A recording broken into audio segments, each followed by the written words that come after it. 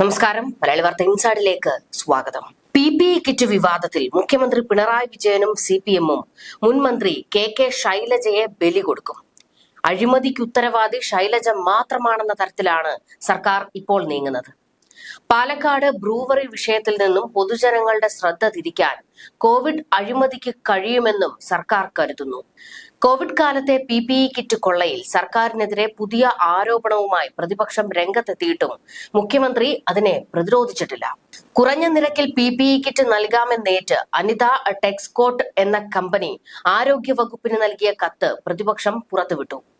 വിപണിയേക്കാൾ 3 ഇരട്ടി വിലയ്ക്ക് PPE kit വാങ്ങിയത് ക്ഷാമം കാരണമാണെന്നായിരുന്നു മുൻ ആരോഗ്യമന്ത്രിയുടെ നിലപാട്. സാൻ ഫാർമ കമ്പനിയിൽ നിന്ന് കിറ്റ് ഒന്നിന് 1550 രൂപയ്ക്ക് വാങ്ങാനായിരുന്നു സർക്കാർ തീരുമാനം. എന്നാൽ ഈ ഉത്തരവ് ഇറക്കുന്നതിന് മുൻപ് തന്നെ അനിത ടെസ്റ്റിക്കോട്ട് എന്ന സ്ഥാപനം 550 രൂപ നിരക്കിൽ 25,000 കിറ്റ് നൽകാൻ തയ്യാറാണെന്ന് സർക്കാരിനെ അറിയിച്ചിരുന്നു.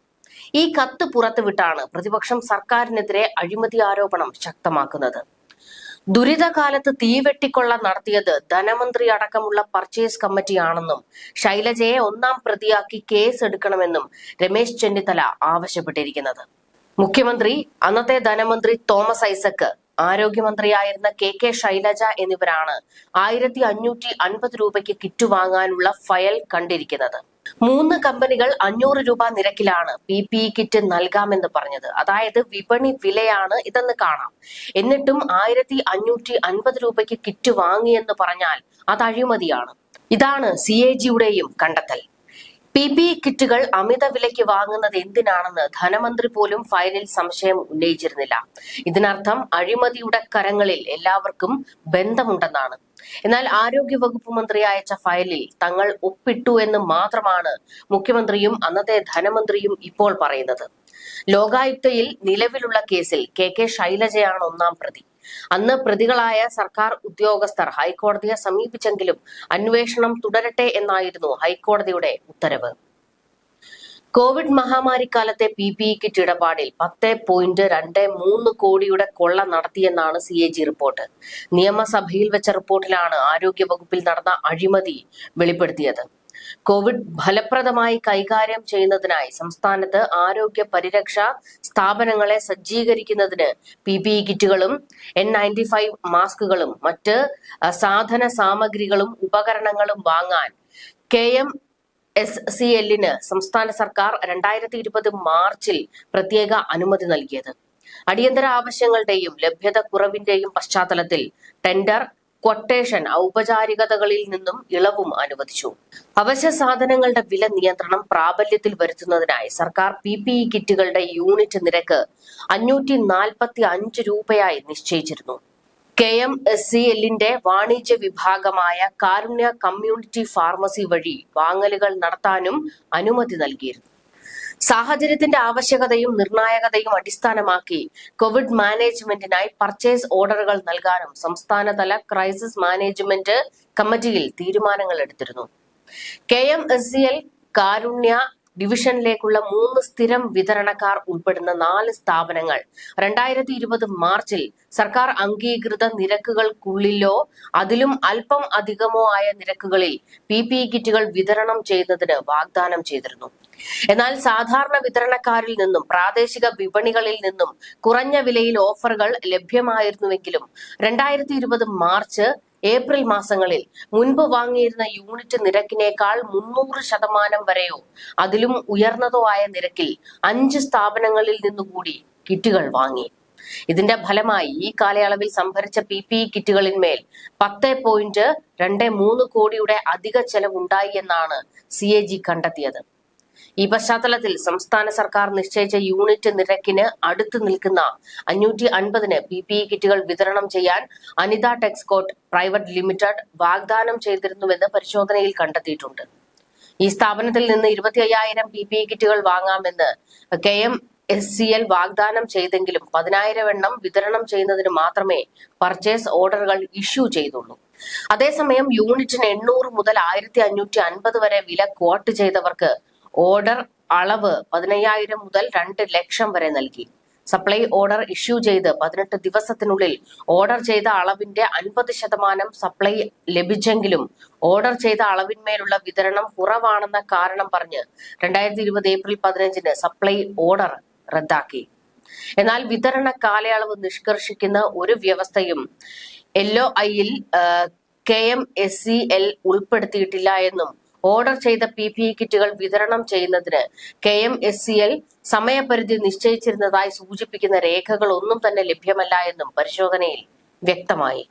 അടിയന്തര സാഹചര്യത്തിലാണ് ഈ സമ്പാദനം നടത്തിയതെങ്കിലും സർക്കാരിന് ലാഭകരമായിരുന്ന പർച്ചേസ് ഓർഡറുകൾ റദ്ദു ചെയ്തത് ന്യായീകരിക്കത്തക്കതല്ല. അങ്ങനെ വിപണിയിൽ പുതിയതായി വന്ന വിതരണക്കാരിൽ നിന്നും ഗണ്യമായ ഉയർന്ന നിരക്കിൽ വാങ്ങലുകൾ നടത്തിയത് അധിക ചെലവിൽ കലാശിച്ചുവെന്നാണ് വ്യക്തമാക്കിയിരിക്കുന്നത്.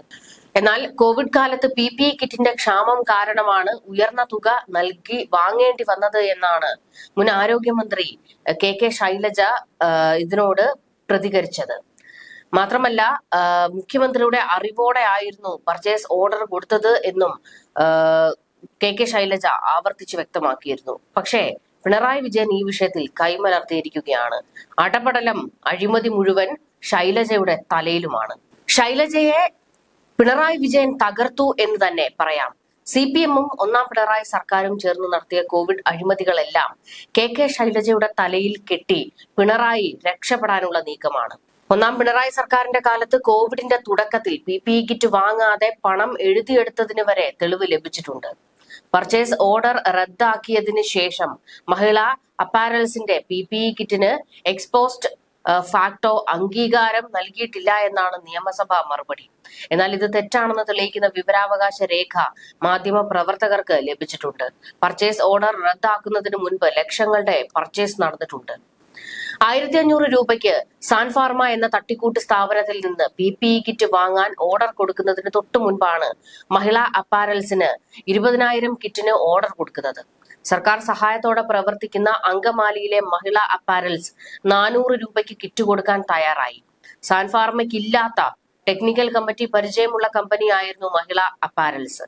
അധികം വൈകാതെ ഗുണമേന്മയില്ലെന്ന് പറഞ്ഞ് മഹിളയുടെ ഓർഡർ റദ്ദാക്കുകയായിരുന്നു. ഈ വിവരമാണ് റോണി M. ജോൺ നിയമസഭയിൽ ആരോഗ്യമന്ത്രിയോട് ചോദിച്ചത്. സാൻഫാർമയിൽ നിന്നും അഴിമതി നടത്താൻ വേണ്ടിയായിരുന്നു മഹിളയുടെ ഓർഡർ റദ്ദാക്കിയത് എന്നാണ് ആരോപണം. PPE കിറ്റ് വാങ്ങാതെ വാങ്ങിയെന്ന് കാണിച്ച് 78 ലക്ഷം രൂപ എഴുതിയെടുത്തു എന്നാണ് ആരോപണം. ഈ പണം എവിടേക്കാണ് പോയത്? മുഖ്യമന്ത്രിയുടെയും ധനമന്ത്രിയും അറിയാതെ എങ്ങനെയാണ് പർച്ചേസ് നടക്കുക? 3 ഇരട്ടി വിലയ്ക്ക് PPE കിറ്റ് വാങ്ങിയതുമായി ബന്ധപ്പെട്ട് മുഖ്യമന്ത്രി പിണറായി വിജയൻ നിയമസഭയിൽ പറഞ്ഞ ന്യായീകരണവും പൊളിഞ്ഞു. വിപണിയിൽ വില കുറഞ്ഞപ്പോൾ ഓർഡർ വെട്ടിക്കുറച്ചുവെന്ന മുഖ്യമന്ത്രിയുടെ വാദം തെറ്റാണെന്ന് തെളിയിക്കുന്ന രേഖകളും പുറത്തുവന്നു. സാൻഫാർമയ്ക്ക് കൊടുത്ത ഓർഡർ കിറ്റിന് വില കുറഞ്ഞു തുടങ്ങിയപ്പോൾ ഓർഡർ 500,000 നിന്ന് 15,000 കുറച്ചെന്ന വാദമാണ് പൊളിഞ്ഞു വീണത്. ഒന്നാം പിണറായി സർക്കാരിന്റെ കാലത്ത് കോവിഡിന്റെ മറവിൽ നടന്ന കോടികളുടെ ക്രമക്കേടിനെ കുറിച്ച് പിണറായി വിജയൻ നിയമസഭയിൽ പറഞ്ഞതും വസ്തുതയും രണ്ടാണ് എന്നാണ് കേരള മെഡിക്കൽ സർവീസസ് കോർപ്പറേഷനിൽ നിന്ന് വിവരാവകാശ നിയമപ്രകാരം കിട്ടിയ രേഖകളിൽ നിന്ന് വ്യക്തമാകുന്നത്. 550 രൂപയ്ക്ക് കേരളത്തിലെ കെയ്റോൺ എന്ന കമ്പനിയിൽ നിന്ന് PPE കിറ്റ് വാങ്ങാൻ പർച്ചേസ് ഓർഡർ കൊടുത്ത അതേ ദിവസമായിരുന്നു 3 ഇരട്ടി വിലയ്ക്കുള്ള PPE കിറ്റ് വാങ്ങാനും തീരുമാനമാകുന്നത്. അങ്കമാലിയിൽ നിന്നുള്ള മഹിളാ അപ്പാരൽസും 450 രൂപയ്ക്ക് PPE കിറ്റ് നൽകാൻ തയ്യാറായി നിന്നപ്പോൾ ഈ ദിവസം തന്നെ സാൻഫാർമയ്ക്ക് സർക്കാർ ഓർഡർ കൊടുത്തു. കുറഞ്ഞ വിലയ്ക്ക് PPE കിറ്റ് ലഭിക്കും എന്ന സാഹചര്യം വന്നതോടെ പിന്നീട് റദ്ദു ചെയ്തുവെന്നാണ് മുഖ്യമന്ത്രി നിയമസഭയിൽ പറഞ്ഞത്. ഇത് മാത്രമല്ല, കോവിഡിന്റെ തുടക്കത്തിൽ 3 ഇരട്ടി വിലയ്ക്ക് PPE കിറ്റ് വാങ്ങിയ സാൻഫാർമ എന്ന തട്ടിക്കൂട്ട് സ്ഥാപനവുമായി KMSCL നടത്തിയ ഇമെയിൽ വിവരങ്ങൾ പുറത്തു വന്നിട്ടുണ്ട്. അതായത് നിയമസഭയിൽ മുഖ്യമന്ത്രി പറഞ്ഞ ന്യായീകരണങ്ങൾ എല്ലാം പൊളിച്ചെടുക്കുന്നതാണ് ഈ മെയിലുകൾ. മഹാരാഷ്ട്രയിലെ ആർക്കും അറിയാത്ത തട്ടിക്കൂട്ട് സ്ഥാപനമായ സാൻഫാർമയെ KMSCL അങ്ങോട്ട് മെയിൽ അയച്ച് ക്ഷണിക്കുകയായിരുന്നു. അതായത് സാൻഫാർമയ്ക്ക് CPM-ന് കിട്ടേണ്ടത് കിട്ടിയെന്ന് ചുരുക്കം. പർച്ചേസ് ഓർഡർ അയക്കാനുള്ള മേൽവിലാസം ചോദിച്ചുള്ള ഇമെയിൽ KMSCL-ൽ നിന്ന് സാൻഫാർമയ്ക്ക് അയച്ചു കൊടുക്കുന്നത് 2020 മാർച്ച് 28-നാണ്. മുഖ്യമന്ത്രി പറഞ്ഞ ഉന്നതതല യോഗത്തിന്റെ തലേ ദിവസം തന്നെ ആർക്കും അറിയാത്ത മഹാരാഷ്ട്രയിലെ തട്ടിക്കൂട്ട് സ്ഥാപനവുമായി ആരോ കരാറിൽ എത്തിയെന്ന് വ്യക്തമാണ്. ഉന്നതതല യോഗം അറിയാതെ മന്ത്രിയുടെ നിർദ്ദേശപ്രകാരം PPE കിറ്റ് വാങ്ങിക്കൂട്ടിയെന്ന് വരുത്തി തീർക്കാനുള്ള ശ്രമമായിരുന്നു ഇതിന് പിന്നിൽ. അതായത് മന്ത്രി ചെയ്യേണ്ട കാര്യങ്ങളെക്കുറിച്ച് മുഖ്യമന്ത്രി വാക്കാൽ നിർദ്ദേശം നൽകുകയായിരുന്നു പതിവ്. കോവിഡ് കാലത്ത് അഴിമതി വ്യാപകമായിരുന്നു. ദുരന്തങ്ങളെ എല്ലാം അവസരങ്ങളാക്കി മാറ്റുന്ന കുതന്ത്രമാണ് മുഖ്യമന്ത്രി ഇക്കാലമത്രയും പിന്തുടർന്നിട്ടുള്ളത്. മന്ത്രി ശൈലജയുടെ വകുപ്പിലാണ് ഒന്നാം പിണറായി സർക്കാരിന്റെ കാര്യത്തിൽ അഴിമതി കൊഴുത്തത്. മുഖ്യമന്ത്രിയുടെ നിർദ്ദേശാനുസരണമാണ് ഇക്കാലത്ത് ആരോഗ്യ വകുപ്പിൽ അഴിമതി നടന്നത്. മുഖ്യമന്ത്രിയുടെ പ്രിൻസിപ്പൽ സെക്രട്ടറി ശിവശങ്കറാണ് ഇക്കാലത്ത് കരുക്കൾ നീക്കിയത്. അതിന്റെ വിശദാംശങ്ങൾ സ്വപ്നയുടെ പുസ്തകത്തിലുമുണ്ട്. ശൈലജയെ വിളിക്കൂ, കേരളത്തെ രക്ഷിക്കൂ എന്നായിരുന്നു ടീച്ചറുടെ ആരാധകരുടെ മുറവിളി. ശൈലജയ്ക്ക് മാത്രം കൈകാര്യം ചെയ്യാൻ കഴിയുന്ന സാഹചര്യമാണ് കഴിഞ്ഞ നിപ്പ കാലത്ത് കോഴിക്കോട് നടന്നതെന്നാണ് വ്യാഖ്യാനം.